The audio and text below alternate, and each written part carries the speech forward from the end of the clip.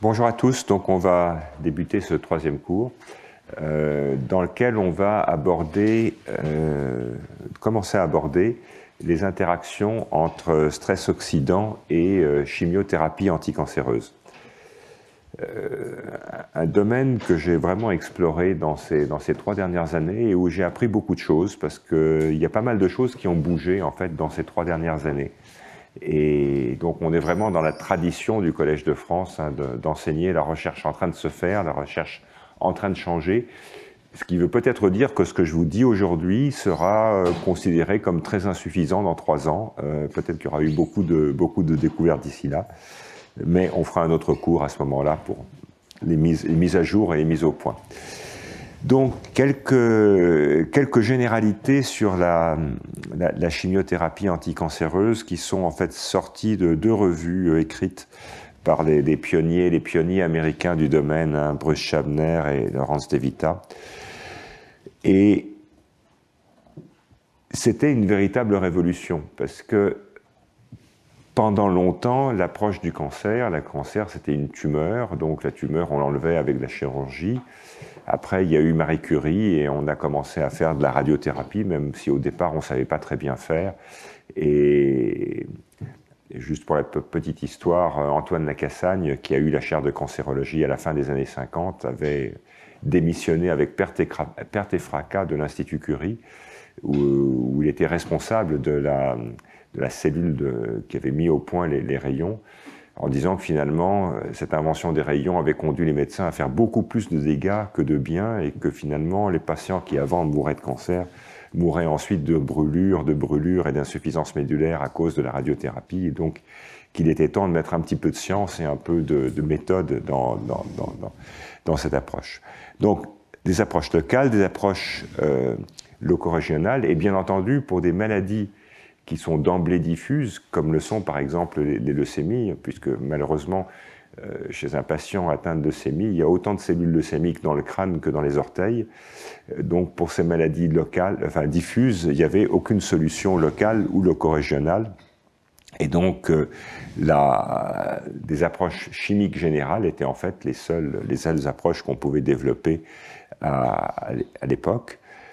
Et ce que rappelle, je crois, Bruce Schabner, c'est que les premiers départements de chimiothérapie dans les années 50 et 60, les collègues appelaient ça le butcher shops, l'enceinte, l'atelier des bouchers, parce qu'ils considéraient que c'était une médecine complètement insensée. Et puis, d'un point de vue biologique, et c'est quelque chose qui n'est pas encore vraiment tranché, vous comprendrez au fur et à mesure que ce cours se déroule, ça voulait dire une approche générale, ça voulait dire qu'il existait des différences fondamentales entre les cellules normales et les cellules cancéreuses, et que ces différences fondamentales, on était capable d'agir sur elles. Et au fond, ces différences fondamentales, elles ne sont pas radicalement claires encore à l'heure actuelle. Il y a des tas d'indices, mais on ne le verra pas. On le verra dans ce cours. Et donc ça soulève une question qui est pour moi une question centrale dans mon activité de recherche depuis 35 ans, c'est de comprendre quelles sont les bases biologiques de l'index thérapeutique. Qu'est-ce qui va faire qu'un médicament, qu'une substance chimique va tuer beaucoup mieux des cellules cancéreuses qu'elle ne va tuer des cellules normales. Et ça, c'est une thématique qu'on a avec Anthony Letaille de Harvard, développée dans un article un peu d'opinion qu'on a publié l'an dernier, en disant, voilà, la chimiothérapie finalement anticancéreuse, elle a guéri des dizaines de millions de patients, mais à la fin, on ne sait pas comment ça marche. Et on ne sait pas pourquoi est-ce que ces médicaments vont être beaucoup plus actifs sur les cellules cancéreuses qu'ils ne sont sur les cellules normales. Et donc, ce qu'on appelle l'index thérapeutique, et vous allez voir que ça va être un thème récurrent de ce cours, au fond, aujourd'hui, il n'est pas vraiment compris. Donc, au fil des ans, on a eu plusieurs types de produits qui sont apparus. D'abord les alkylants, comme l'endoxan, la cyclophosphamide, le cisplatine, on va y revenir, des antimétabolites, comme le méthotrexate, la racitine, la mercaptopurine, des poisons du fuseau mitotique. comme la vincristine, des intercalants de l'ADN, des inhibiteurs de topoisomérase, et on en reparlera aussi à la fin du cours. Donc toute une classe de produits différents. Et la réalité, quand on se penche un petit peu sur les aspects historiques, c'est que la plupart de ces découvertes, elles sont empiriques. Elles sont empiriques avec des produits qui agissaient un petit peu sur des lignées cellulaires. Mais on sait aujourd'hui que les lignées cellulaires sont d'assez mauvais systèmes d'études des cancers humains. D'abord, elles poussent beaucoup plus vite, beaucoup plus vite. Et donc, il y a des différences fondamentales qui font que cette biologie qu'on a pu extrapoler de l'étude de cellules cancéreuses, elle n'est pas forcément très représentative de ce qui se passe dans la vraie vie. Et puis ensuite, il y a eu effectivement des essais cliniques, et ces essais cliniques ont permis de mettre à la disposition des malades un certain nombre de produits. Alors, de manière intéressante aussi, c'est quelque chose que je crois que j'avais souligné dans mon cours l'an dernier, la chimiothérapie est en général utilisée en polychimiothérapie, en combinant différents types de molécules, et ces combinaisons, elles ont rarement été fondées sur des bases biologiques logiques. Et en fait, la plupart du temps, ces combinaisons, elles ont été déterminées par l'absence de toxicité additive. C'est-à-dire qu'on allait combiner un produit qui était toxique pour le cœur avec un produit qui était toxique pour le rein et un produit qui était toxique pour la moelle osseuse, en se disant que du coup, on pourrait mélanger les trois et qu'on n'allait pas avoir de toxicité additive sur un organe qui aurait évidemment permis d'empêcher une toxicité aiguë. Donc, vous voyez des mécanismes extrêmement empiriques, mais ces mécanismes extrêmement empiriques ont réussi à guérir un nombre considérable de gens, mais on ne sait pas toujours pourquoi. Et donc c'est un thème que vous avez bien compris, il y a énormément d'incertitudes sur les modes d'action. Et au départ, on s'est dit, on va cibler l'ADN, on va bloquer la division. C'est le principe par exemple des poisons du fuseau. Les poisons du fuseau vont bloquer le fuseau mitotique et donc ça va bloquer la mitose. Sauf qu'on s'aperçoit aussi que des poisons du fuseau, ils ont des actions profondes, majeures, thérapeutiques. Ils sont efficaces sur des tumeurs qui se divisent extrêmement peu. Ce qui veut dire qu'il y a probablement d'autres choses derrière. Donc, ciblage de la réplication de l'ADN au départ, et puis, depuis quelques années, beaucoup d'autres idées, par exemple la catastrophe mitotique, c'est-à-dire qu'au contraire, l'idée d'aller jusque dans la mitose, mais d'avoir une mitose anormale, dont la cellule va mourir, la sénescence, de stress oxydant, dont on va beaucoup parler aujourd'hui, et puis la mort immunogénique, c'est-à-dire un type de mort qui va stimuler le système immunitaire et permettre d'induire une réponse immune. Alors, historiquement, ces polychimiothérapies, on l'a dit, sont très largement diffusées. En fait, il y a assez peu de recherches parce que ces recherches ne sont pas très simples au niveau clinique. Qu'au niveau clinique, eh bien, ce sont des essais cliniques qu'il faut financer, donc des essais cliniques qui sont coûteux. Et finalement, ça n'intéresse pas beaucoup les industriels de faire des recherches sur des molécules qui sont déjà sur le marché et souvent même ne sont plus couvertes par des brevets. Et pourtant, il serait utile et essentiel, à mon avis, d'avoir des idées sur les vrais modes d'action, de manière à pouvoir peaufiner un peu les indications de ces produits. Et donc ça, c'est, je crois, une courbe que je montre à peu près chaque année, parce que je crois qu'elle est tellement importante et sortie d'un manuel, d'un textbook de pharmacologie. Et donc elle représente finalement la courbe aux doses-réponses de l'efficacité thérapeutique. Donc ça, c'est l'efficacité sur la tumeur, dans le cas d'un anticancéreux, et ça, c'est la toxicité sur les cellules normales. Et vous voyez que dans le meilleur des mondes possibles, eh bien, l'efficacité est de 100% sur la tumeur avant qu'on arrive à une toxicité sur les cellules normales. Et donc, cette différence entre les deux courbes, c'est ce qu'on appelle l'index thérapeutique. Alors ça, ce serait dans le meilleur des mondes possibles, parce qu'on sait très bien qu'en pratique, c'est très rarement comme ça. Et en pratique, malheureusement, la toxicité sur les cellules normales elle est plus souvent ici, et donc on va avoir une efficacité thérapeutique au prix d'une toxicité significative. Alors, qu'est-ce qui explique au niveau biologique cet index thérapeutique? Pendant longtemps, on a pensé que c'était la vitesse de division de l'ADN. Sauf que ça colle pas très bien et qu'en l'occurrence, il y a beaucoup de tumeurs sur lesquelles la chimiothérapie est efficace, mais qui se divisent beaucoup plus doucement, beaucoup plus lentement que des cellules normales. Et il semblerait que la rapidité de division soit au contraire un excellent indicateur de la toxicité. Et donc, ce sont les cellules en division rapide qui vont être les plus souvent touchées, et les cellules normales en division rapide qui vont être le plus souvent touchées par ces manifestations toxiques.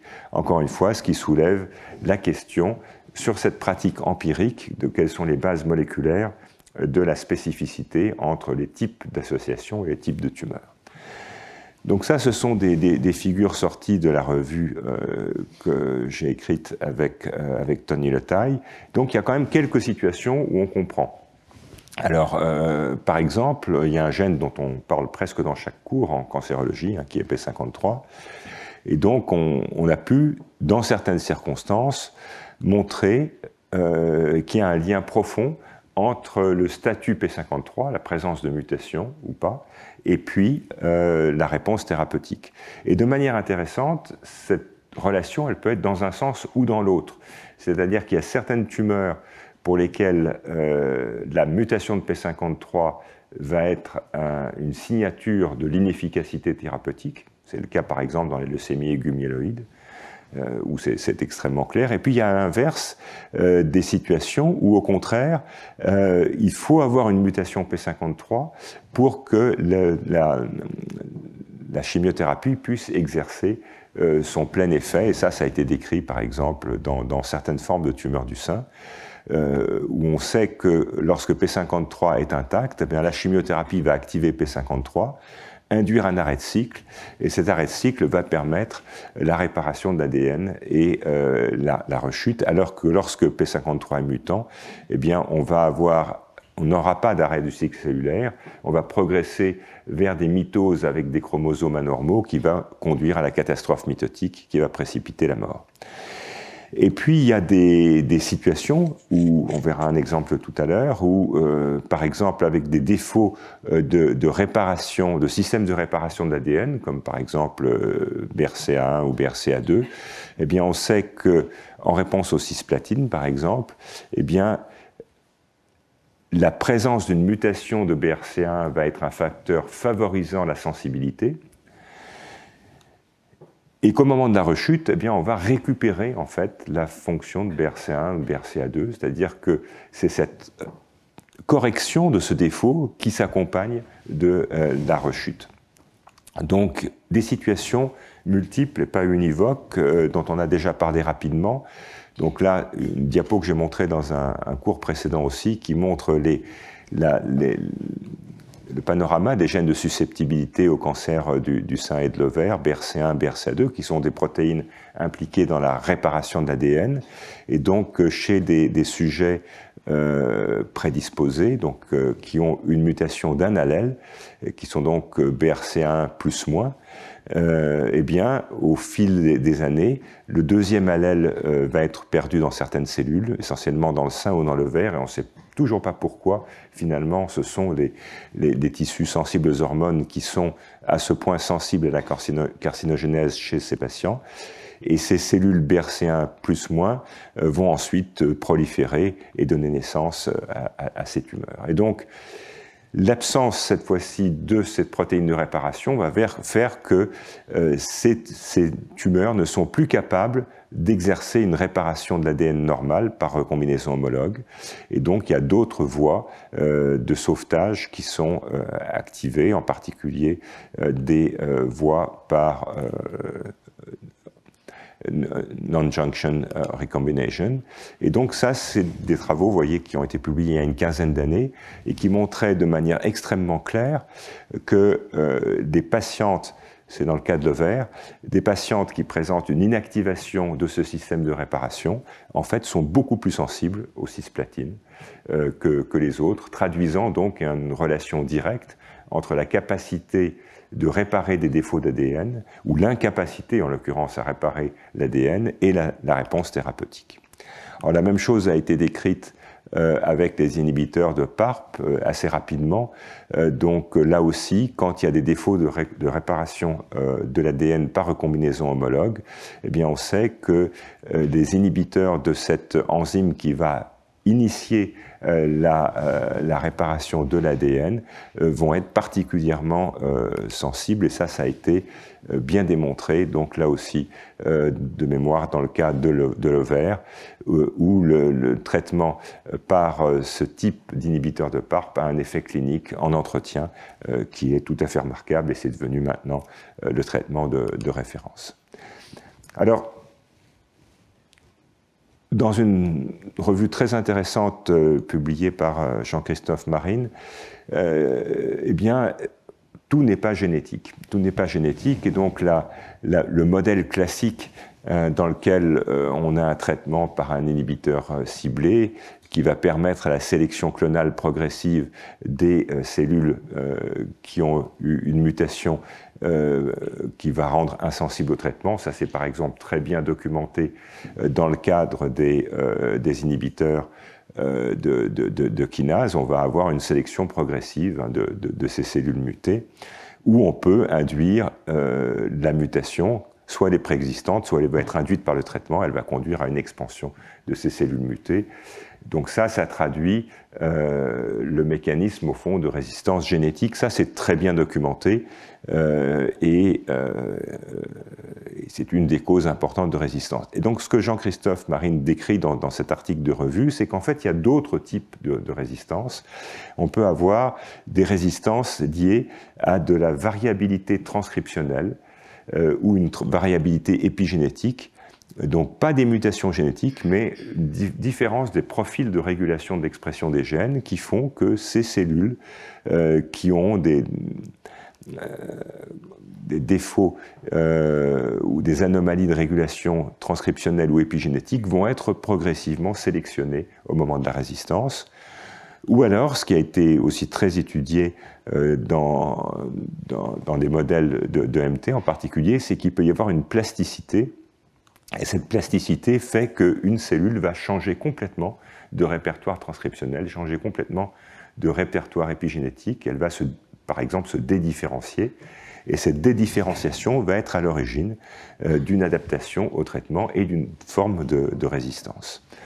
Donc les mécanismes sont, en d'autres termes, beaucoup plus complexes que de simples mécanismes génétiques avec mutation sur les sites de résistance. Alors on revient le schéma que j'ai montré l'an dernier, donc au cours dernier, montrant donc l'évolution du niveau de stress oxydant dans les tumeurs, avec cette montagne en escalier, finalement, cette montée en escalier entre les tissus normaux et les tissus et les cellules invasives, montrant que plus une cellule avance dans le processus de transformation, plus elle va être sensible au stress oxydant. Et donc vous vous souvenez qu'assez souvent, à ce niveau-là, il va y avoir des mécanismes d'adaptation qui vont apparaître, par exemple avec des mutations de NRF2 ou de KEAP1 qui vont permettre de faire diminuer ce niveau de ROS. Et qu'à l'inverse, cette différence fondamentale de stress oxydant entre les tissus normaux et les tissus transformés pourrait être l'une des explications de l'index thérapeutique, expliquant au fond que sur des tissus normaux, eh bien, on peut induire du stress oxydant et le tolérer, alors que sur des cellules déjà bien avancées dans la transformation, on peut atteindre un seuil critique. On va le voir dans un instant. Et donc, c'est un des thèmes importants de ce cours, c'est que pendant très longtemps, on a considéré, en tout cas quand moi j'étais à votre place sur les bancs de la faculté, on expliquait que les traitements par radiochimiothérapie agissaient en cassant l'ADN. Alors c'est vrai qu'il casse l'ADN. Est-ce que ça c'est la seule base de l'effet thérapeutique? Ça n'est pas certain aujourd'hui. La radiothérapie, voilà, et également on le verra, certaines formes de chimiothérapie induisent aussi beaucoup de stress oxydant, de radicaux oxygénés, qui pourraient jouer un rôle dans la réponse thérapeutique. Et beaucoup de chimiothérapie, on verra aujourd'hui le cisplatine et puis la semaine prochaine les anthracyclines, induisent aussi des stress oxydants aigus. Et ces stress oxydants aigus pourraient contribuer à l'induction de la ferroptose dont on a parlé dans le cours dernier, ou de la sénescence, qui sont très dépendants des radicaux oxygénés. Et ça encore, c'est une figure tirée de la revue que j'ai écrite avec Tony Letaille, qui montre finalement, dans ce cas-là, une des bases de l'index thérapeutique pourrait être celle-ci. Au fond, si on considère le stress oxydant, et on peut tenir le même raisonnement pour le stress réplicatif dont on a parlé dans le cours de l'an dernier, on a une différence basale entre les cellules normales et les cellules tumorales. Et donc, si on a une thérapeutique qui peut être la radiothérapie ou la chimiothérapie qui induit donc une augmentation massive de ce stress oxydant, on va voir que dans les cellules normales, elle sera tolérée parce qu'elle n'arrive pas au seuil critique, alors que dans les cellules tumorales, on va atteindre ce seuil critique qui conduit à la mort des cellules et donc à la guérison du patient. Donc, commençons à parler maintenant des alkylants. Alors, les alkylants, c'est un groupe de molécules chimiques très simples, et la découverte de la chimiothérapie et le début des alkylants, en fait, a commencé avec l'observation, pendant la Deuxième Guerre mondiale, d'une toxicité aiguë d'un dérivé du gaz moutarde, et la démonstration que cette toxicité, en fait, était une toxicité hématologique, c'est-à-dire que ces alkylants étaient capables de détruire la moelle osseuse, et que les malheureuses personnes qui avaient été exposées à ces doses extrêmement fortes de gaz moutarde étaient mortes d'aplasie médulaire, en fait. Et assez rapidement après, ça a donné l'idée à des médecins de Harvard de se dire au fond que ce qui était arrivé dans le cas d'un accident militaire, on pouvait imaginer essayer de le contrôler et d'en faire une thérapeutique pour ces maladies diffuses, donc dans lesquelles la tumeur était partout. Et donc ça a permis d'induire une rémission au moins transitoire chez un patient qui était porteur de lymphome, ça dans les années 45-48. Ces molécules sont toutes des électrophiles, et donc ça, vous vous rappelez dans le cours précédent que ces électrophiles, c'est précisément ce qui est contrôlé par les systèmes de contrôle du stress oxydant. Et ces études de pionniers donc, ont débouché sur toute une série de molécules qui sont encore très largement utilisées avec succès aujourd'hui pour traiter un certain nombre de cancers. Se pose donc la question de savoir quelles sont les cibles moléculaires. Et pendant très longtemps, on a surtout mis l'accent sur les lésions induites sur l'ADN, avec cette image assez classique qui montre que ces alkylants sont capables, par des suites de réactions chimiques, d'induire un pontage entre deux résidus de guanine sur la chaîne d'ADN, et donc de souder les deux morceaux de la chaîne d'ADN, ce qui évidemment empêche toute réplication ultérieure. Donc ça, c'était le modèle assez classique en disant que ces adduits vont induire des modifications covalentes entre les deux chaînes d'ADN qui font que soit on bloque la réplication, soit on ne bloque pas la réplication, mais on casse l'ADN. Et effectivement, il a été montré, et on en a parlé dans le cours d'il y a 2 ans, que pour certains alkylants, la réponse clinique est bien meilleure quand on a des défauts de réparation de l'ADN, et ça c'est assez bien documenté. Ceci dit, ces produits sont également capables d'agir sur de l'ADN post-réplicatif, et donc il peut y avoir en particulier des effets à long terme sur les cellules souches. Et on connaît dans cet ADN post-réplicatif des zones qui sont de réparation extrêmement difficiles. Donc il y a des zones, comme par exemple les zones à proximité des télomères, qu'on n'est pas capable, que la cellule n'est en général pas capable de réparer de manière satisfaisante. Et ça pourrait expliquer cette toxicité germinale, cette toxicité sur les cellules souches. Mais il y a d'autres compartiments également sur lesquels on n'a pas énormément travaillé ou réfléchi. Par exemple, l'ADN de la mitochondrie peut être aussi ciblé, et on sait que la réparation de l'ADN mitochondrial était aussi beaucoup plus difficile que celle de l'ADN nucléaire. Et on va voir qu'il existe des relations complexes, et qui n'ont pas encore complètement élucidé, entre les alkylants et l'induction de stress oxydant. Et par exemple, on verra quelques diapos à la fin de ce cours, la toxicité rénale aiguë aux cisplatines est liée à des anomalies mitochondriales et au stress oxydant, et pas du tout à des anomalies sur l'ADN. Donc, vous vous rappelez de ce schéma donc, décrivant les trois phases d'élimination des électrophiles ou des xénobiotiques, avec une première phase d'oxydation, une deuxième phase ensuite de conjugaison au glutathion et une troisième phase d'exclusion de ces molécules.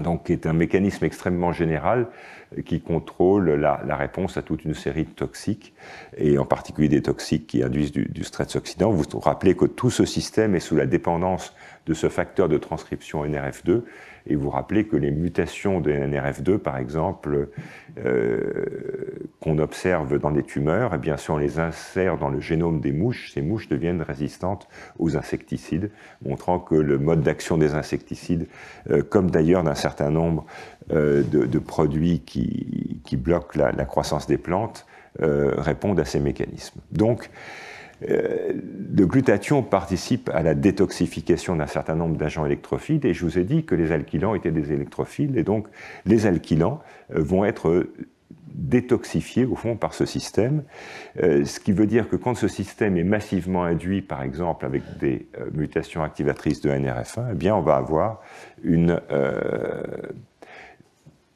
exclusion, une diminution de l'expression, de la concentration, pardon, de ces électrophiles alkylants à l'intérieur des cellules.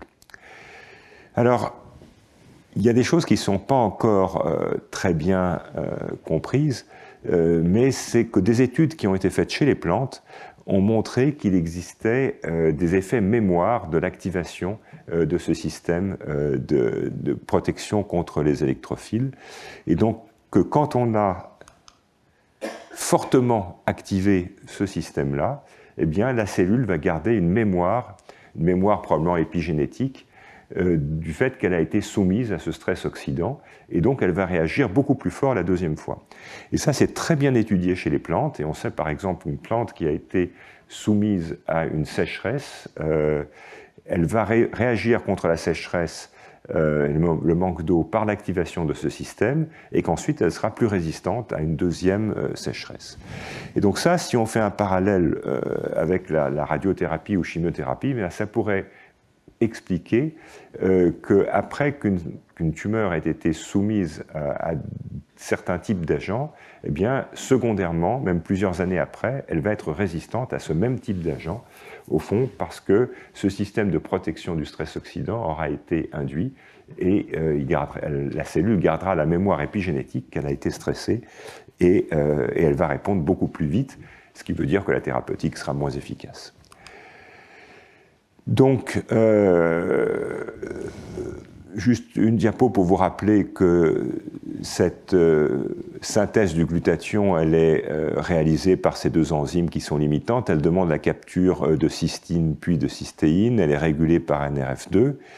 Et je vous avais dit que dans certaines tumeurs, le glutathion peut être limitant, et que par ailleurs, la synthèse du glutathion peut être contrôlée soit par l'activation de gènes maîtres, comme P53, c'est probablement un des mécanismes de sensibilisation à la ferroptose dont on a parlé dans le cours précédent, et puis elle peut également être bloquée, l'internalisation de la cystéine peut être bloquée par certains médicaments comme des sulfamides, et actuellement il y a des essais où on essaye au fond par la co-administration de sulfasalazine, ça a été fait en particulier dans des leucémies, de diminuer la concentration intracellulaire de cystéine de manière à avoir moins de glutathion et avoir une plus grande sensibilité aux alkylants.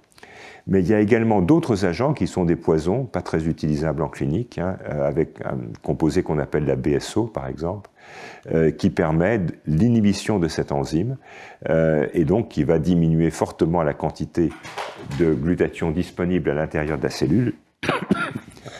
Et on va voir que la co-administration de BSO va en fait beaucoup augmenter l'effet des alkylants. Et ceci vous est représenté ici sur plusieurs types de lignées différentes, où la BSO par elle-même n'a pas d'effet.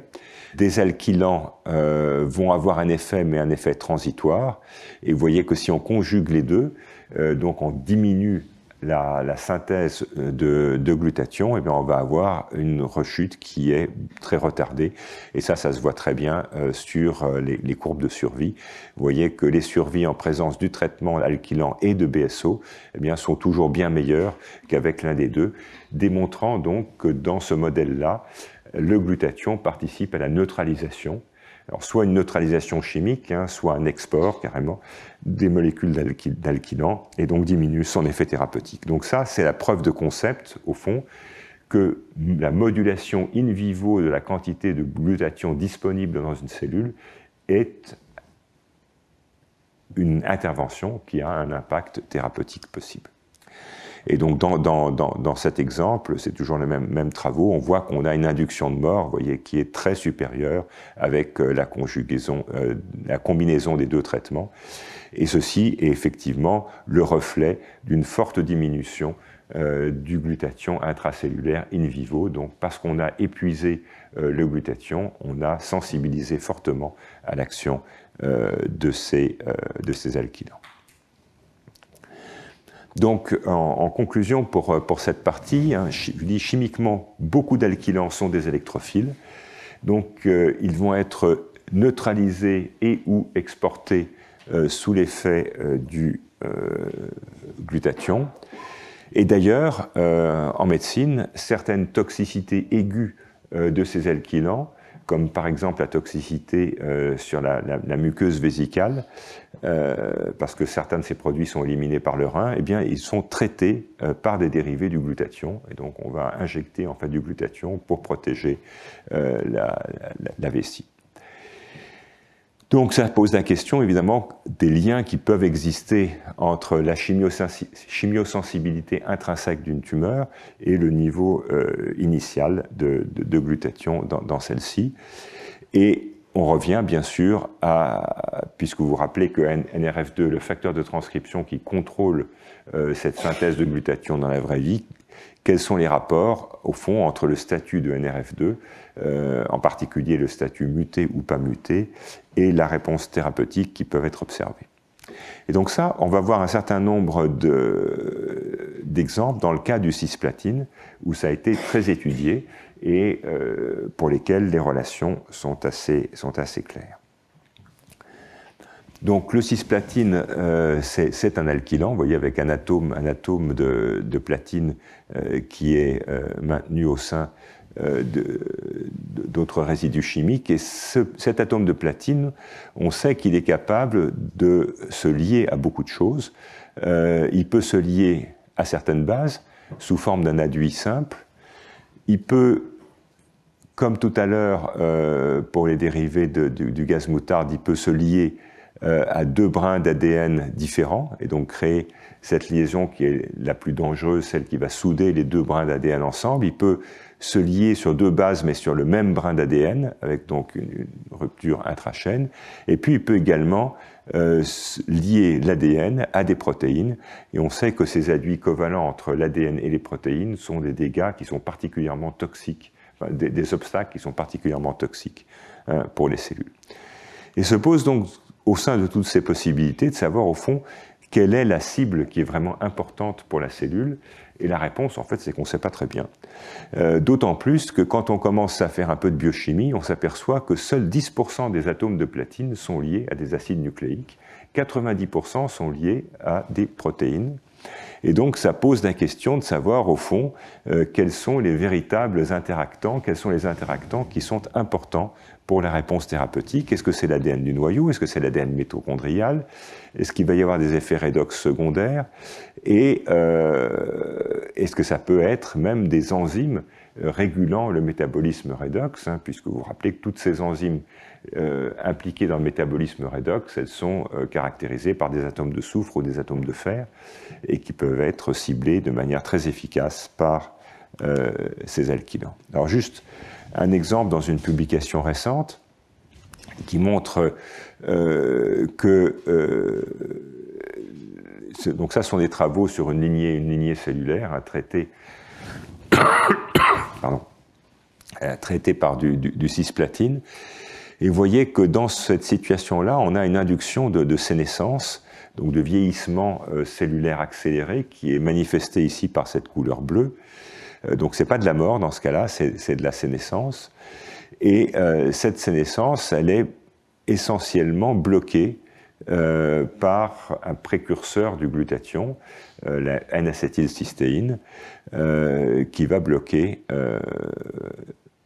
très largement cet effet prosénescent du cisplatine. Et de manière remarquable, en fait, cette diminution de l'effet, elle n'est pas liée à une diminution de la fixation du platine sur l'ADN ou dans la cellule, ce qui veut dire que ce n'est pas un problème d'export, ce n'est pas un problème de neutralisation du médicament, ce n'est pas un problème d'export du médicament, mais c'est qu'en fait, on s'attaque directement au mode d'action, en fait, en contrôlant les radicaux oxygénés. Et donc ça m'amène à vous rappeler cette figure du premier cours, hein, dans lequel ce facteur de transcription, NRF2, il a ce rôle de détoxification, un contrôle direct de la production de glutathion, de thioperoxydase, de production du NADPH, de contrôle du métabolisme de fer et du contrôle également de la conjugaison du glutathion à un certain nombre de molécules, tout ceci pouvant être impliqué dans la réponse à ces médicaments. Il y a une vingtaine d'années, des scientifiques ont voulu faire une expérience intéressante, qui a été en fait assez fondatrice, dans laquelle ils ont créé un rapporteur transcriptionnel de l'activité d'NRF2. Donc ça, c'est une construction synthétique, en fait, dans laquelle on va pouvoir mesurer directement l'activation du gène NRF2 par l'intermédiaire d'éléments de réponse aux antioxydants. C'est un mécanisme qui est très sensible. Et ce qu'ils ont pu voir, c'est que le traitement par des alkylants, comme le cisplatine, eh bien, était capable d'induire directement l'activité NRF2, montrant donc qu'en plus des liaisons à l'ADN, des modifications sur l'ADN, on allait avoir une induction propre du stress oxydant. Et la meilleure preuve que ceci était important, c'est que si on conjugue l'action de ces alkylants avec l'inhibiteur de synthèse du glutathion, vous voyez qu'à ce moment-là, eh bien, l'activation de ce gène monte en flèche, traduisant bien donc le fait que la neutralisation du stress oxydant par le glutathion est importante dans l'activation de ce gène. Et par contre, si on rajoute du N-acétylcystéine qui va être le précurseur du glutathion, eh bien, vous voyez que l'activation s'effondre. Donc on a bien un rapporteur qui présente toutes les caractéristiques que l'on souhaite et qui montre que toutes ces molécules qui sont des alkylants utilisés en clinique, eh bien, sont capables d'induire ce stress oxydant. Ceci donc démontre bien que les alkylants vont induire cette activation de la voie NRF2. Et ceci, évidemment, est important puisqu'il existe des liens extrêmement forts entre l'activation basale de la voie NRF2 par des mutations qu'on peut montrer au diagnostic. Une mutation, encore une fois, vous vous en souvenez, soit de KEAP1, soit de NRF2. Et ça, c'est très fortement lié à la résistance, à la chimiothérapie, à la radiothérapie, à l'immunothérapie. Et puis on verra un peu plus tard dans le cours qu'en plus, on a pu documenter très récemment, ce sont des travaux publiés cette année, une activation forte de la voie NRF2 au moment de la rechute. C'est-à-dire que si on compare l'abondance de la protéine NRF2 avant traitement et après traitement, on voit qu'elle augmente fortement après le traitement et que ça, c'est lié à la sensibilité thérapeutique. Et puis, il y a des voies maîtresses de l'oncogénèse, comme par exemple la voie RAS, qui va activer directement la synthèse de NRF2.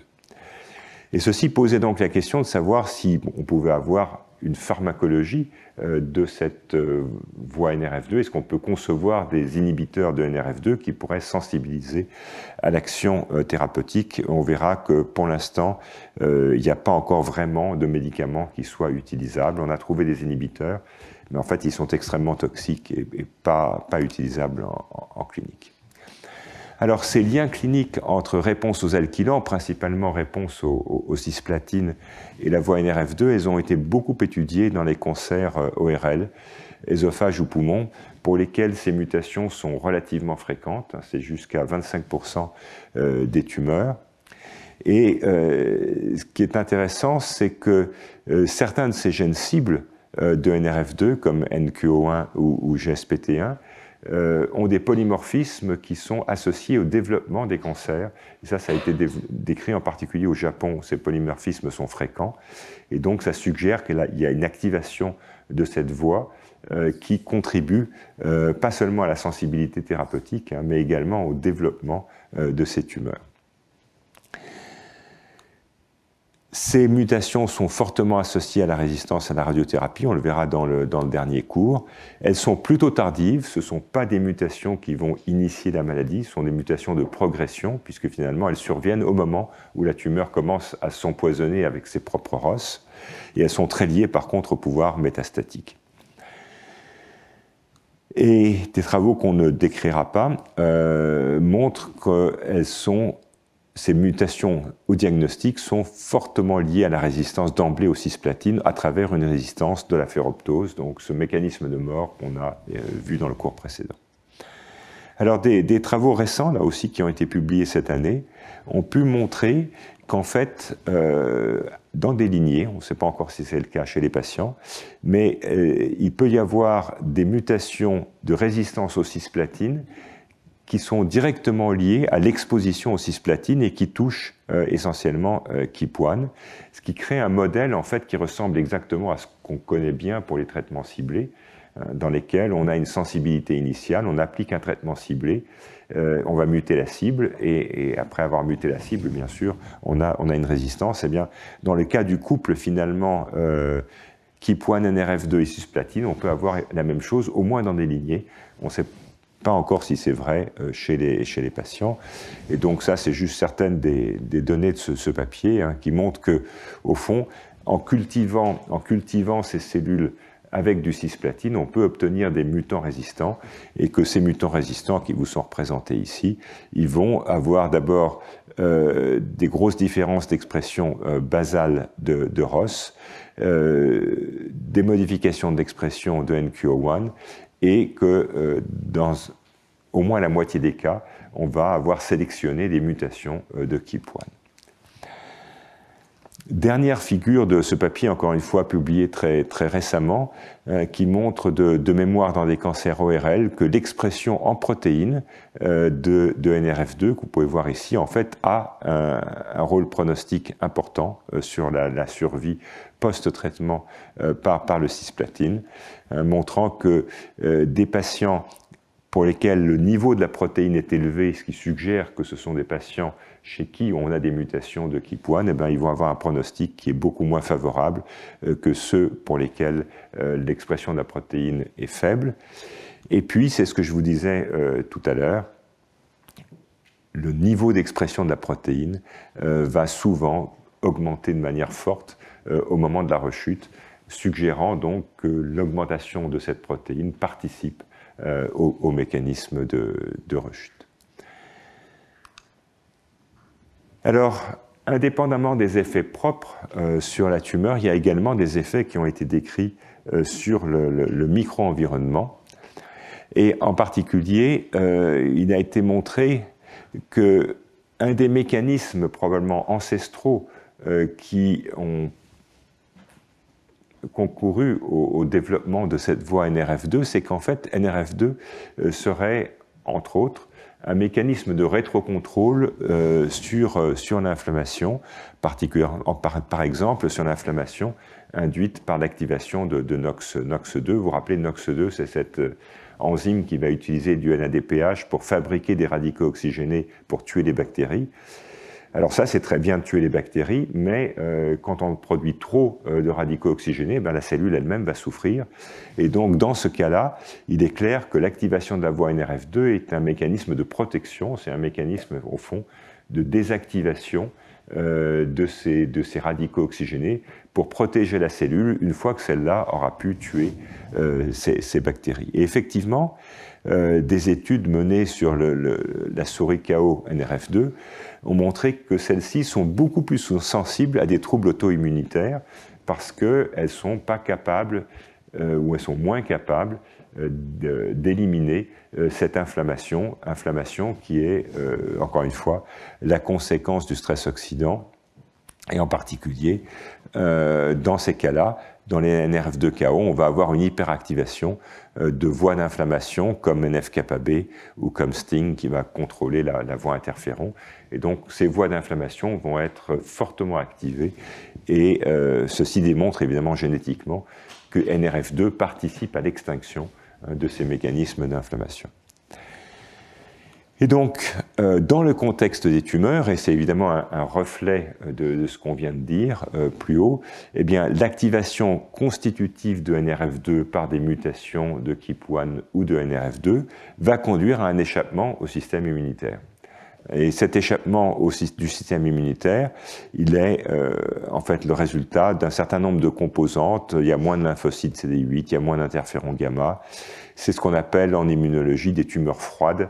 C'est-à-dire que la tumeur, en fait, est capable, par l'intermédiaire donc de cette activation de NRF2, de désactiver le système immunitaire qui est autour d'elle.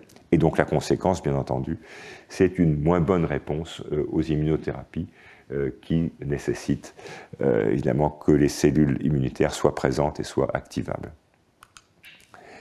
Donc ça, c'est représenté dans cette revue récente, là encore publiée cette année, en montrant que pour des tumeurs pour lesquelles la signalisation NRF2 est activée, du fait, par exemple, d'une mutation, eh bien, on va avoir des conséquences intratumorales, comme l'augmentation du glutathion, reprogrammation métabolique, diminution de l'activation de NF-κB, on en a parlé à l'instant, diminution de l'activation de STING. Donc, les voies de l'inflammation vont être essentiellement coupées. Ça va permettre la prolifération rapide de ces cellules et tout le micro-environnement tumoral va être désactivé parce que les voies de l'inflammation, comme l'IL1 et l'IL6, sont fortement diminuées, désactivées parce que les neutrophiles et les macrophages vont passer plutôt sous leur configuration immunosuppressive, et idem pour les lymphocytes T qui vont être moins actifs du fait de l'absence d'interféron gamma. Alors ça a pu être documenté dans un papier qui est publié récemment dans Nature, montrant l'effet d'inhibiteurs de RAS. Alors, depuis quelques années, des inhibiteurs de RAS, au moins de certaines formes de RAS, ont été mis au point, et essentiellement des formes mutées de RAS pour laquelle la mutation est une cystéine. Et ça, c'est très important, parce que cette mutation étant une cystéine, la forme mutée va être ciblée par des électrophiles. Et donc ces électrophiles vont être capables de bloquer la forme activée constitutivement de RAS. Et vous rappelez que je vous ai dit que le RAS activé va induire l'expression de NRF2 et donc inhiber le micro-environnement. C'est peut-être une des raisons pour lesquelles les tumeurs présentant une mutation de RAS sont particulièrement difficiles à traiter. Donc, il existe depuis quelques années des inhibiteurs spécifiques ciblant la cystéine, donc ayant des caractéristiques d'électrophiles, qui se fixent sur cette cystéine néoformée. Et donc, ceci va désactiver toute la signalisation d'aval, arrêter la croissance, et dans la signalisation d'aval, évidemment, ça va bloquer, entre autres, l'activation constitutive de NRF2. Et ceci, et ça a été démontré dans ce papier de Nature, ça va conduire à une restauration de la réponse immune qui, sans entrer dans les détails, se manifeste par une réinvasion de la tumeur par des cellules immunitaires activées. Et cette restauration de l'infiltrat immunitaire va s'accompagner d'une meilleure réponse aux immunothérapies. Donc un mécanisme très élégant, hein, dans lequel, au fond, l'intervention sur une seule protéine, sur la cystéine en fait de ce RAS muté, va permettre une restauration du stroma immunitaire qui va permettre de restaurer la réponse aux immunothérapies. Alors, ce qui est assez remarquable, et j'ai un peu insisté déjà dessus, c'est que ces inhibiteurs de RAS muté, ce sont des électrophiles. Et donc, en fait, ils vont également avoir une action propre sur le stroma normal en diminuant l'activation de NRF2 dans le stroma normal, puisqu'ils vont avoir au fond un double rôle, à la fois d'interaction avec le RAS muté, mais aussi de jouer sur l'activité de NRF2 dans le stroma. Et donc, il y a un double effet en fait dans ce micro-environnement, à la fois désactivation de la voie RAS et un effet propre, bénéfique, sur les cellules du stroma qui va permettre là encore que celles-ci soient plus sensibles aux inhibiteurs à l'immunothérapie et à la réactivation du contrôle du stroma, de la tumeur par le stroma. Alors, vous allez me dire, vous avez expliqué que c'est un facteur de transcription extrêmement important, mais est-ce qu'on peut faire quelque chose? Alors, vous savez qu'en général, on dit, c'est pas toujours vrai, que les facteurs de transcription sont des protéines qui sont pas faciles à cibler.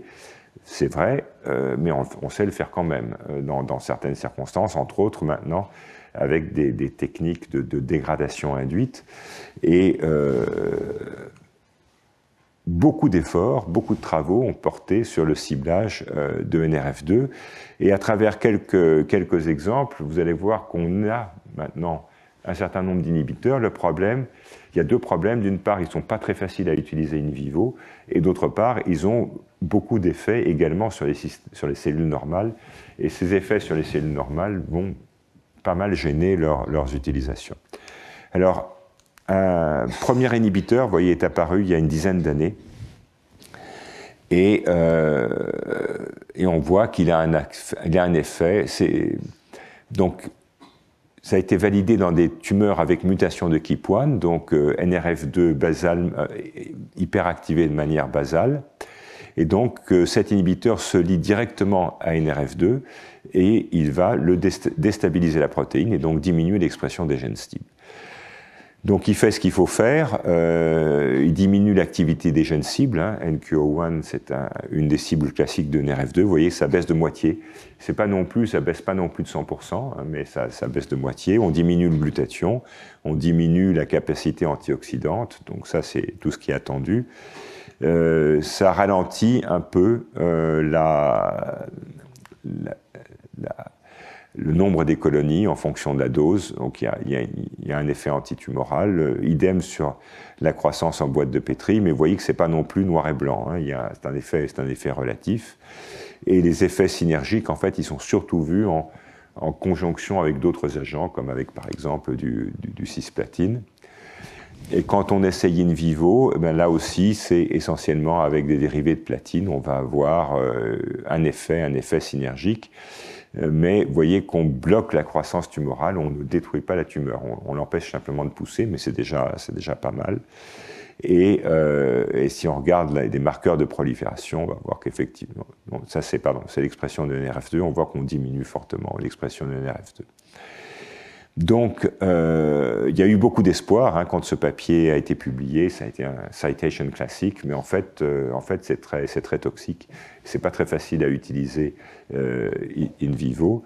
Et puis, les cellules normales aussi ont besoin de NRF2. Donc, il y a eu un deuxième papier qui est sorti là de manière beaucoup plus récente. Alors, lui, qui n'a pas cherché à s'attaquer directement à NRF2, mais qui se disait qu'il était au fond plus intelligent de s'attaquer à l'enzyme KEAP1 qui va dégrader NRF2.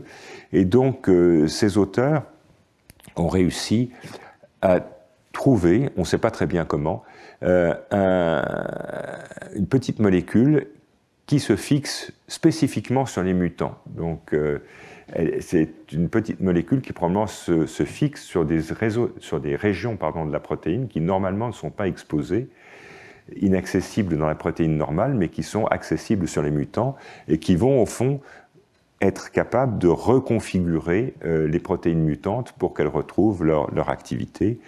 Et effectivement, on va sensibiliser aux cisplatines, on va avoir les effets attendus sur l'activation des gènes cibles et les effets attendus également sur la croissance tumorale. Et ce que vous pouvez voir là, c'est que on a un effet antiprolifératif qui est dépendant de la présence de KEAP1. Alors, de manière assez remarquable, et d'ailleurs cet article n'explique pas vraiment comment ça se passe, mais il semblerait que ces composés soient actifs sur un assez grand nombre de mutations différentes. Donc, les auteurs ont testé 11 mutations, enfin, ils en ont testé 14, pardon, et sur ces 14, ces produits avaient un effet bénéfique sur 11 des mutations différentes qui étaient testées, et proposent, en fait, sans être très bien capable d'expliquer comment, un effet reconformateur général sur ces protéines mutées pour restaurer, au fond, la fonction qui a été perdue par la mutation. Et ils disent eux-mêmes, d'ailleurs, que c'est un concept qui doit encore être affiné. Donc, c'est un effet cytostatique sur des systèmes assez artificiels. Et en fait, là, on attend d'avoir des informations cliniques pour savoir dans des systèmes un peu moins artificiels que les lignées qui ont été testées, qu'est-ce que ça peut donner. Donc, on a toute une pharmacologie qui est complexe. Il n'y a pas encore aujourd'hui de médicaments qui ciblent NRF2 qui soient utilisés en clinique. Ce sont des pistes d'études très importantes, mais qui suggèrent en tous les cas que le stress oxydant et les radicaux oxygénés constituent un élément fondamental de la réponse. Alors, ça m'amène à vous parler de la toxicité de ces différents types de produits, et entre autres des liens avec les mitochondries. Donc, je vous ai dit tout à l'heure qu'il n'y a pas que l'ADN nucléaire qui soit ciblé par le cisplatine. Il y a des protéines, mais il y a aussi l'ADN mitochondrial, et on sait que la charge négative des mitochondries attire fortement les molécules de cisplatine. On sait également que la réparation des adduits est beaucoup plus difficile dans les mitochondries que dans le noyau.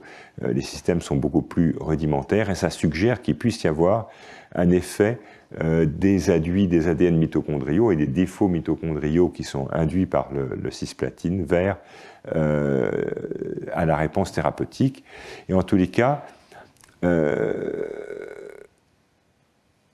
on sait qu'un certain nombre de toxicités sont très clairement liées à du stress oxydant et éventuellement à des modulations de la fonction mitochondriale. On peut aussi imaginer qu'au sein de la mitochondrie, où il y a pas mal d'atomes de soufre qui vont assurer entre autres le transport des électrons, eh bien, ces protéines à soufre soient ciblées directement par le cisplatine. Alors on connaît quelques exemples. Donc, là encore un papier publié assez récemment qui montre que si on s'intéresse à la toxicité rénale aiguë induite par le cisplatine, eh bien, cette toxicité rénale aiguë, elle est liée en fait à une toxicité mitochondriale. Donc elle n'est pas liée aux effets du cisplatine sur la molécule d'ADN au sein du noyau, elle est liée à une toxicité mitochondriale avec un effondrement de la production d'ATP, relargage de l'ADN mitochondrial dans le cytoplasme, et c'est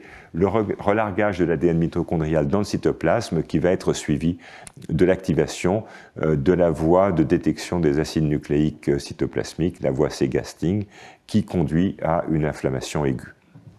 Et effectivement, la meilleure preuve que l'effet toxique du cisplatine dans ce modèle-là n'est pas liée à une toxicité sur l'ADN nucléaire, eh bien c'est que l'inactivation de STING génétique chez la souris conduit à une protection de l'inflammation et une diminution de l'inflammation rénale aiguë liée au cisplatine, ce qui suggère donc qu'au moins pour le rein, la mitochondrie serait le primum movens de cette toxicité, encore une fois, au moins dans le cas de la souris.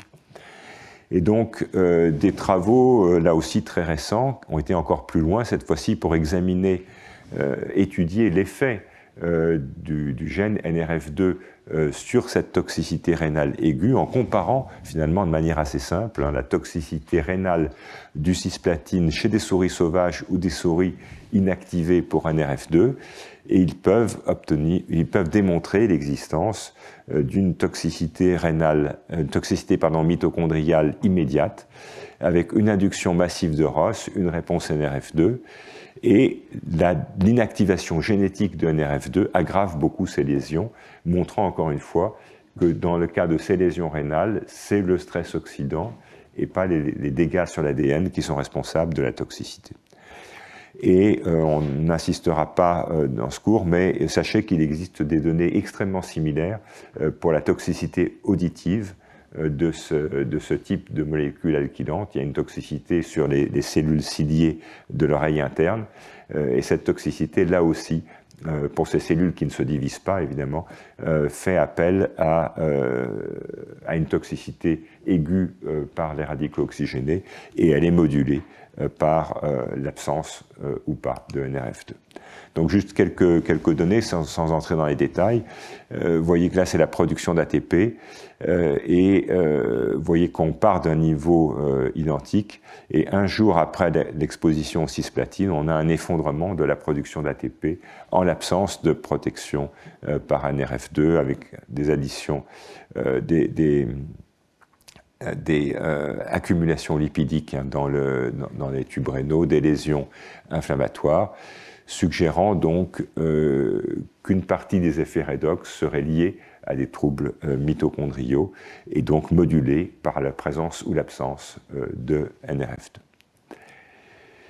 Et donc la conclusion, au fond, c'est que au-delà des dommages à l'ADN, qui était la vision classique de l'effet de ces alkylants, eh bien, on peut imaginer que la modulation du stress oxydant soit impliquée dans les effets thérapeutiques, pas seulement les effets toxiques, mais aussi les effets thérapeutiques du cisplatine.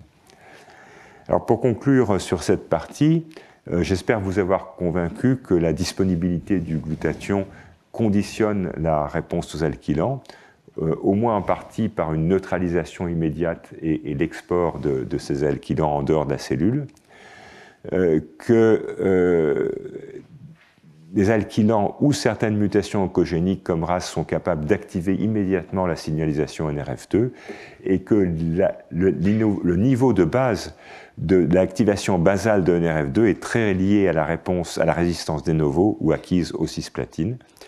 On verra dans le prochain cours que c'est aussi le cas pour la radiothérapie. Et donc, NRF2 est une cible pharmacologique d'intérêt avec d'intenses recherches, mais de vraies questions à la fois sur la capacité d'avoir des bons inhibiteurs et aussi sur leur utilisation avec le risque d'augmenter évidemment fortement la toxicité sur les cellules normales. Et enfin, la toxicité du cisplatine sur certains tissus normaux, comme on a vu le tubule rénal et le tissu auditif, implique la mitochondrie et du stress oxydant. Alors, pour terminer un peu plus rapidement que je ne l'avais prévu, mais au-delà des alkylants, au fond, là on a parlé extensivement des dérivés du gaz moutarde, du cisplatine, donc qui sont les molécules emblématiques des alkylants, mais il y a d'autres anticancéreux, et une autre classe qui a été extrêmement étudiée, ce sont les anthracyclines, parce que les anthracyclines aussi induisent entre autres du stress oxydant. Donc les anthracyclines, c'est par exemple le cas de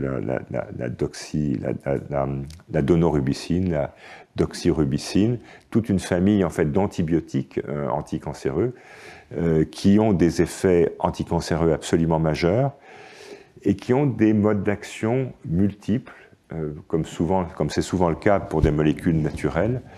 Un des modes d'action qui a été proposé, c'est une interférence directe avec la chaîne respiratoire, en étant capable de transporter des électrons au niveau de la chaîne respiratoire, en dehors des complexes de transport des électrons, et donc de faire finalement un shuttle au sein de la mitochondrie qui produirait des ROS de manière aiguë.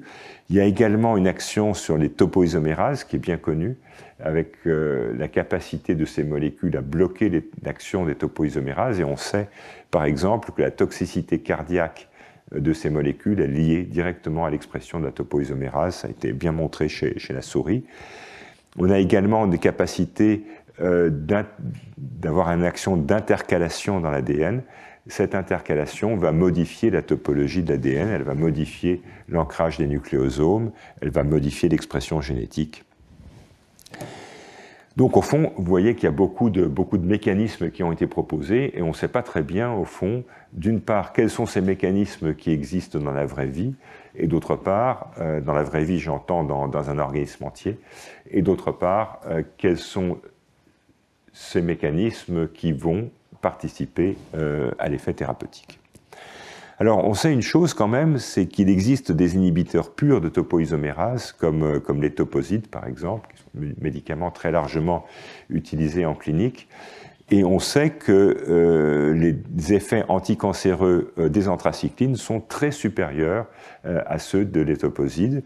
Et on sait même qu'il existe en clinique des activités synergiques entre des inhibiteurs purs de topoisomérase 2 et des anthracyclines, ce qui suggère évidemment que les anthracyclines n'agissent pas seulement en bloquant les topoisomérases, parce que si c'était le cas, il n'y aurait pas de synergie. Alors voilà un peu à quoi ça ressemble. Voilà la molécule la plus classique, la doxorubicine, qui est capable de rentrer finalement dans le cœur, entre les plateaux de la molécule d'ADN, c'est ce qu'on appelle l'effet intercalant, et cet effet intercalant, évidemment, va modifier la configuration spatiale de cette molécule, ce qui va permettre de faire bouger un certain nombre de nucléosomes, ce qui va être à l'origine également des modifications de l'expression génétique. Donc, une molécule très utilisée en clinique, un mode d'action qui est complexe, ce qui veut dire essentiellement qu'on ne le comprend pas très bien, et quand on lit même des revues très récentes sur les anthracyclines, on propose toutes sortes de mécanismes, ce qui permet de penser qu'au moins l'un des mécanismes proposés sera le bon, parmi lesquels l'inhibition des topoisomérases, les cassures de l'ADN, qui sont le résultat de l'inhibition de ces topoisomérases, la formation d'adduits directs, l'intercalation. Entre autres, cette intercalation conduit à la transcription d'un groupe de gènes qu'on appelle les gènes immediate early, et puis des effets mitochondriaux, et puis une production absolument massive d'espèces oxygénées, de ROS, et donc une activation majeure de cette voie du stress oxydant. Alors, quelles sont les signalisations qui sont activées en aval? Eh bien, on va avoir bien sûr la réparation de l'ADN, l'apoptose, mais aussi des modifications transcriptionnelles, des modifications épigénétiques du stress oxydant. Et aujourd'hui, on ne sait pas très bien quelles sont les molécules qui vont être à l'origine de la réponse clinique. C'est encore des sujets qui sont extrêmement débattus. Alors, quand on regarde sur des lignées, mais je vous rappelle que des lignées, elles ont deux caractéristiques. D'abord, elles poussent très vite, et ensuite, elles poussent dans l'oxygène. Donc, on va modifier pas mal de choses. Et donc, quand on fait des cribles, des banques de SHRNA, donc on va inactiver à l'aveugle un certain nombre de gènes, et on va voir quels sont ceux qui bloquent la réponse aux anthracyclines. Et bien, on trouve ce à quoi on s'attend, c'est-à-dire les topoisomérases, P53, et les protéines qui vont contrôler l'activation de P53, ce qui veut dire que dans ce système-là, c'est la réparation de l'ADN qui est à l'origine de la mort. Mais et c'est un des termes récurrents de ce cours, je crois qu'il est important de regarder les effets in vivo sur des cellules primaires plutôt que sur des lignées ex vivo, parce qu'on ne voit pas la même chose, on ne voit pas la même réalité. Et assez clairement, les dommages à l'ADN sont importants sur des lignées, c'est probablement pas moins le cas quand on regarde in vivo. Alors, quand on commence à regarder un peu plus in vivo, eh bien, on s'aperçoit donc qu'il y a ce phénomène qui n'est encore pas très bien connu de court-circuité, parce que les molécules d'anthracycline ont la capacité de réagir avec des électrons, et donc elles sont capables, au niveau de la mitochondrie, de court-circuiter en particulier le complexe 1 et de créer un cycle futile qui va conduire à une production massive d'espèces dérivées d'oxygène en désamorçant finalement le transport des électrons au sein du complexe 1. On sait qu'il y a une accumulation majeure de fer mitochondrial en réponse aux anthracyclines. Et donc, à la lumière du cours de la semaine dernière, vous comprendrez facilement qu'on va pouvoir induire de la ferroptose à point de départ mitochondrial si on enrichit les mitochondries en fer. On sait également qu'il y a un blocage de la mitophagie. Et puis, au fond, quand on regarde cette littérature, vous vous souvenez probablement que les années précédentes, on a expliqué que les anthracyclines sont un extraordinaire anticancéreux. Par contre, elles ont un inconvénient, c'est qu'elles vont progressivement abîmer et éventuellement détruire le cœur. Et donc, cette cardiotoxicité a été extrêmement étudiée. Et en fait, les mécanismes de destruction du cœur ont été beaucoup plus étudiés que les mécanismes de destruction de la tumeur. Et donc, quasiment 90% des papiers sur les anthracyclines vont essayer de comprendre l'effet cardiotoxique, de comprendre l'effet sur les cellules souches cardiaques, beaucoup plus que de comprendre l'effet sur le cancer.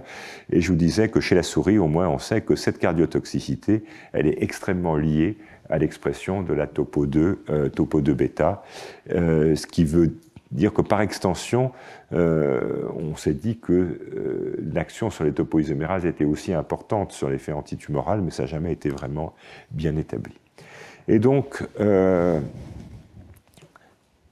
pour finir et servir d'introduction au cours suivant, et également pour traduire le fait que l'enseignement du collège doit être à la pointe de la science en train de se faire, ça, ce sont des choses sur lesquelles mon équipe est en train de travailler. Il y a un cousin germain de la doxorubicine qui s'appelle l'aclarubicine, vous voyez, qui a la même structure essentiellement avec ses cycles aliphatiques, mais une chaîne qui est un peu différente. Donc une molécule variante qui est aussi un antibiotique, qui est aussi dérivé des streptomyces, et qui est un médicament assez largement utilisé pour des raisons historiques en Chine et au Japon. Donc c'est un médicament anti-leucémique fortement utilisé en Chine et au Japon. Et il se trouve que ce médicament, en fait, n'induit peu ou pas de dommages à l'ADN. Ce qui vous est représenté ici, ça s'est tiré d'un papier de PNAS assez récent d'une équipe hollandaise, et qui montre que, contrairement à la doxorubicine ou à d'autres anthracyclines, vous voyez, qui vont être capables d'induire des dommages absolument massifs à l'ADN, eh bien la clarubicine n'en induit pas. Quand bien même on a un effet majeur anticancéreux sur des essais cliniques avec pas mal de recul. Donc ça remet un peu en question, encore une fois, cette notion que cette classe d'antibiotiques anticancéreux, encore une fois très largement utilisée en clinique, agit exclusivement à travers le DNA damage. Ça suggère qu'il y a autre chose, et on verra dans le cours prochain que ce autre chose, c'est, semble-t-il, au moins en partie d'induire du stress oxydant, ce que par contre cette molécule fait de manière extrêmement efficace. Voilà, j'ai été un peu plus rapide que ce que j'avais prévu. On se retrouve la semaine prochaine justement pour reprendre l'ensemble des données tournant sur les travaux en cours autour de la clarubicine, et puis on parlera pour finir de quelques éléments de la réponse à la radiothérapie. Comment est-ce que la radiothérapie, là aussi, fait appel au stress oxydant en parallèle avec les dégâts à l'ADN. Voilà. Merci beaucoup et à la semaine prochaine.